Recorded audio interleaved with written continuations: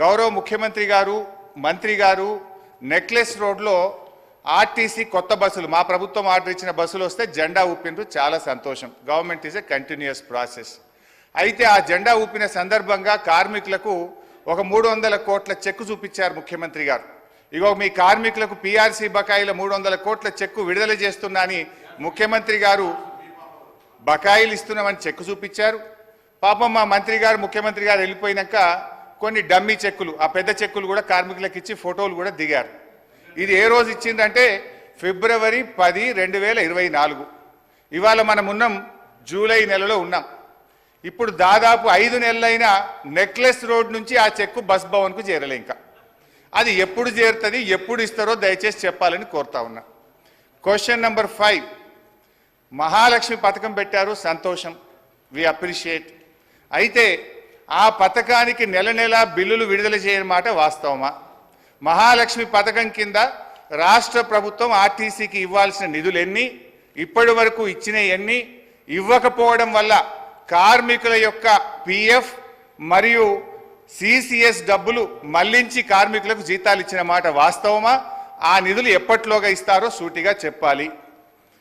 అదేవిధంగా అధ్యక్ష, ఎందుకంటే ఇవన్నీ అధ్యక్ష గతంలో ఇవాళ మేము మా ప్రభుత్వం ఉన్నప్పుడు ఆర్టీసీ కార్మికులకు ప్రభుత్వ ఉద్యోగులకు 43% ఫిట్మెంట్ ఇస్తే ఆర్టీసీ కార్మికులకు 44% ఫిట్మెంట్ ఇచ్చాం.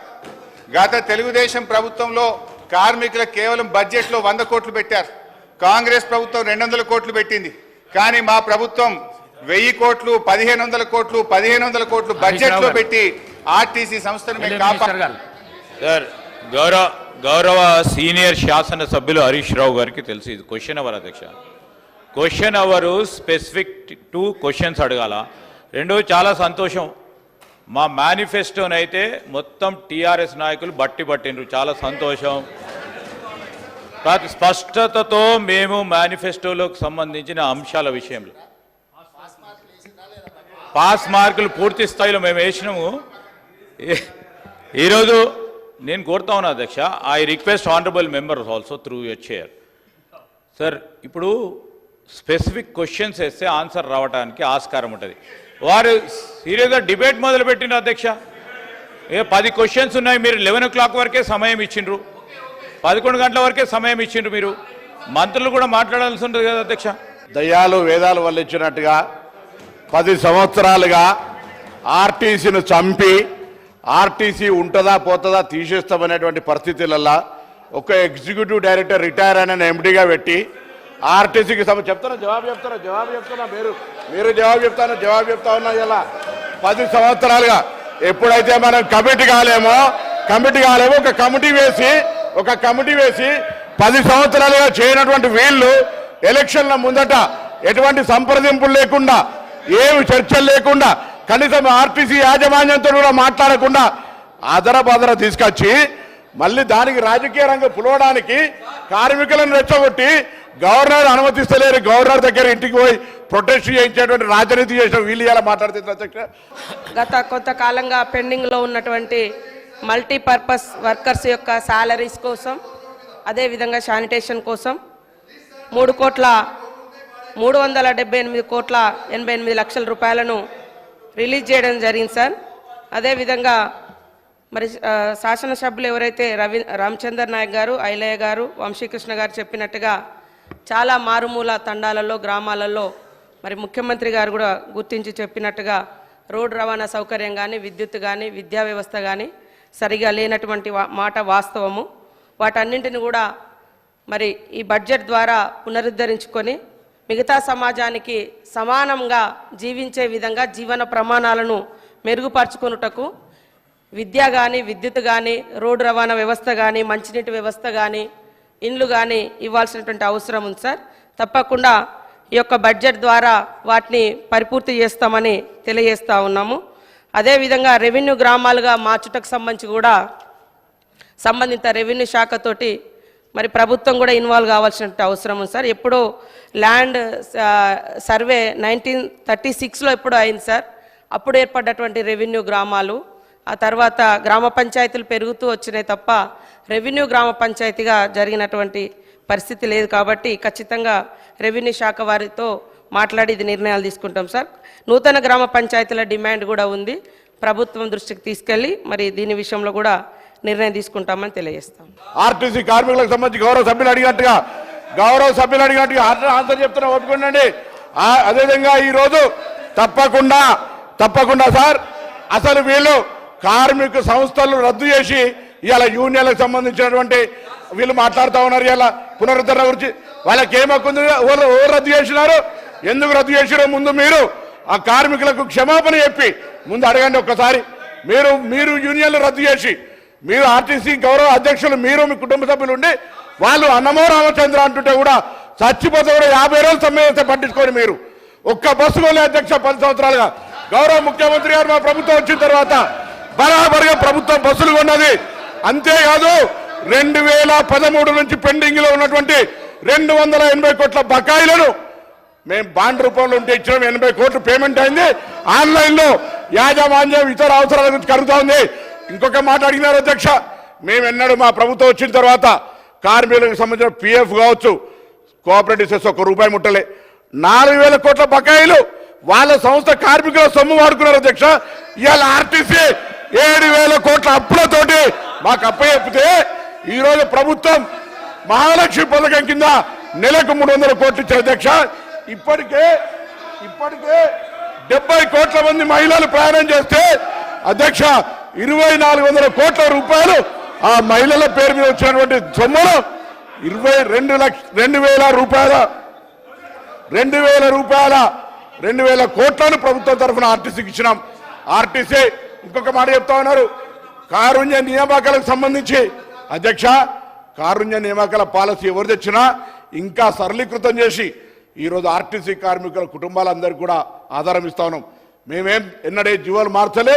తప్పకుండా ఆర్టీసీ కార్మికుల కుటుంబాల నుంచి చనిపోయిన వాళ్ళతో పాటుగా ఆరోగ్యం బాగలేనటువంటి వాళ్ళకు కూడా వాళ్ళ పిల్లలకు ఉద్యోగాలనే పాలసీ తీసుకొచ్చినాం అధ్యక్ష. ఆర్టీసీ తార్నాక హాస్పిటల్ను కూడా ఇవ్వాలనే మొన్ననే ఎంఆర్ఐతో పాటుగా సిటీ స్కాన్ తీసుకొచ్చి క్యాత్ ల్యాబ్ దాకా అభివృద్ధి చేసి ఆర్టీసీ కార్మికులతో పాటుగా అనేకం తీసుకుపోయే ప్రయత్నం చేస్తాను అధ్యక్ష. అదేవిధంగా ఈరోజు 45 లక్షలు ప్రయాణం చేసే సంస్థ 56 లక్షల మందిని ప్రయాణం చేస్తున్నారు అధ్యక్ష ఈరోజు. అంతేకాదు 3,000 కొత్త బస్సులకు సంబంధించి వారు అడుగుతా ఉన్నారు ఉద్యోగాలకు సంబంధించి అడుగుతా ఉన్నారు. 3,035 మంది ఉద్యోగులకు నియామకం చేస్తున్నారు. అవును అధ్యక్ష, ఆర్టీసీ ఇలా వాళ్ళందరికీ ధన్యవాదాలు చెప్తా ఉన్నా. నా సంస్థలో ఉన్నటువంటి ఆర్టీసీ డ్రైవర్లు కండక్టర్లందరికీ సభా వేదిక ద్వారా మా ప్రభుత్వం తరఫున అభినందన తెలియజేస్తున్నాం అధ్యక్ష. అవును ఓవర్లోడ్ అవుతుంది, కానీ ఓవర్లోడ్ చేస్తే కూడా ఇలా పని భారం పెరిగిన మాట వాస్తవం, కానీ వాళ్ళందరికీ డబల్ పేమెంట్ ఇస్తాను అధ్యక్ష. 8 గంటల తర్వాత పనిచేసే వాళ్లకు వాళ్ళ శ్రమదోపిడి చేయొద్దని మీ దగ్గర బస్సులు ఎక్కడోడు లేడు, మా దగ్గర 100% ఇలా 95% ఆక్యుపెన్సీ ఉంది అధ్యక్ష. నష్టాల నుంచి తీసుకొని ఇలా లాభాల బాటల ఈ 3 నెలలకు తీసుకుంటే ఆపరేషన్ లాస్ నుంచి ఓవర్కమ్ అయి బయటకు పోతాను. ఆర్టీసీ ఉంటుందో ఉండనేటువంటి పరిస్థితుల్లో నేను చెప్పిన అధ్యక్ష. ఒక ఎగ్జిక్యూటివ్ డైరెక్టర్ ఈ సందర్భంగా చెప్పాలి వాళ్ళ బంధు ఎగ్జిక్యూటివ్ రిటైర్డ్ డైరెక్టర్ ఎండీగా పెట్టి సంస్థ నడిపిన అధ్యక్ష. 50 రోజులు సమ్మె చేస్తే పట్టించుకోలేదు అధ్యక్ష. వీళ్ళు ఎలా కమిటీ కాకపోవడంతో ఒక కమిటీ వేసి ఇక దోపిడీ ఎలక్షన్లు అమ్ముకుంటే 50,000 ఆర్టీసీ కుటుంబాలు వ్యతిరేకిస్తున్నాయి, మనం గెలవలేం కావచ్చు అనేటువంటి ఆలోచనతోటి ఆర్టీసీ కార్మికులకు ఒక ఈ భూతత్వం రేటు చూపెట్టిన అధ్యక్ష. అయినా వాళ్ళు ఇవాళ ఈ ప్రభుత్వాన్ని ఆశీర్వదించారు కాబట్టి మీరు పెండింగ్ లో ఉన్నటువంటి 2017 నుంచి 21 పిఆర్సీ ఇచ్చిన 21%, వాటితో పాటుగా 2013 నుంచి ఉన్నటువంటి బకాయిలు ఎవరిచ్చిన అధ్యక్ష బకాయిలు 280 కోట్లు శాంక్షన్ చేసాం. అవును, పంపిణీలో జాప్యం జరుగుతుండొచ్చు, తప్పకుండా ఈ వేదిక ద్వారా ఈ సభ ద్వారా ఇప్పటికే ప్రభుత్వం 80 కోట్లు ఇచ్చింది, మిగతా కూడా ఇస్తామనే మాట మనం చేస్తా ఉన్నాం. అదేవిధంగా ఈరోజు వాళ్ళు ఏదైతే ఆదరాబాదర అధ్యక్ష డేటు 15వ తారీఖు 29వ తేదీ నాడు వీళ్ళు క్యాబినెట్ చేసి దాని తర్వాత 10 తారీఖున నోటిఫికేషన్ వచ్చింది అధ్యక్ష. వీళ్ళు దీని గురించి మాట్లాడతారు, ముసలి కన్నీరు కాలుస్తారు. నిజంగా ఆర్టీసీ కార్మికులకు ముందు చిత్తశుద్ధి ఉంటే 10 సంవత్సరాలుగా ఆర్టీసీని ఎందుకు చంపే ప్రయత్నం చేశారు? ఆర్టీసీని మొత్తంగా ఆస్తులను వాళ్ళ సంస్థలో ఉన్నటువంటి వాళ్ళ పార్టీ నాయకులకు అప్పనంగా అప్పచెప్పినటువంటి పరిస్థితి కాదు అధ్యక్ష. ఇలా తక్కువ ధరలకు అప్పచెప్పి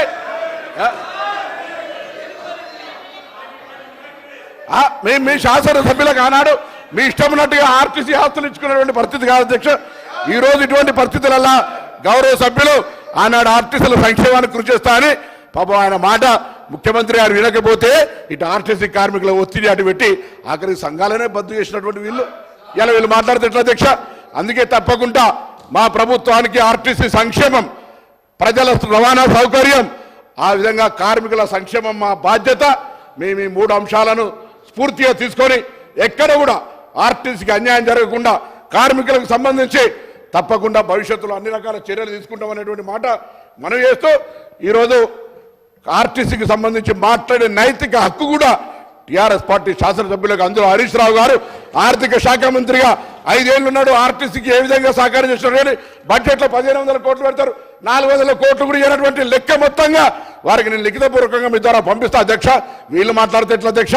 ఇవాళ మేము 2400 కోట్లు మహాలక్ష్మి కింద ఇచ్చినటువంటి సొమ్ములో దాదాపు 2000 కోట్ల రూపాయలు ఇప్పటికే ఆర్టీసీకి ఇచ్చినాం. 280 కోట్ల బాండ్ రూపంలో 80 కోట్లు ఇచ్చినాం. 21% పిఆర్సీ, 35 కోట్ల అదనం భారం పడుతున్నా ఇలా ఆర్టీసీ మేము నిర్ణయం తీసుకున్నాం. భవిష్యత్తులో అన్ని రకాల ఆర్టీసీ సంక్షేమానికి సంబంధించి నిర్ణయాలు తీసుకున్నాం. అధ్యక్షులు ఒకసారి వాళ్ళు అడగండి. ఇవన్నీ మాట్లాడిన వాళ్ళు వాళ్ళ ఆర్మూర్ ఎమ్మెల్యే జీవన్ రెడ్డి గారు, వాళ్ళ ఆనాడు ఉన్నటువంటి ఎంపీ, లేదా ఇంకొక గతంలో ఉన్నటువంటి ఎంపీ, ఇవన్నీ తీసుకున్న ఆస్తులు ఆనాడు మీకేమనిపించలేదు అధ్యక్ష? ఆర్టీసీ సంక్షేమం ఆనాడు కనవలేదా? నేను అన్నిటికంటే ఒక ప్రశ్న అడుగుతాను వీళ్ళను. అసలు ఆర్టీసీ లాంటి సంస్థకు ఇవాళ ఒక రిటైర్డ్ ఈడీని ఎందుకు ఎండి పెట్టినారో చెప్పమని అడుగుతూ తప్పకుండా మరొకసారి ప్రభుత్వం పక్షాన మీ ద్వారా సభందరికి కూడా సమస్త ఆర్టీసీ కార్మికులు చెప్తాను, తప్పకుండా ప్రభుత్వం ఈ అంశం పరిశీలనలో ఉంది. వాళ్ళు కమిటీ కాక ఒక కమిటీ చేసి జాప్యం చేసి ఉండొచ్చు. మేము దాని మీద చర్చల ప్రక్రియ ఇతరత్ర కార్యక్రమాలు తీసుకుంటా ఉన్నాం.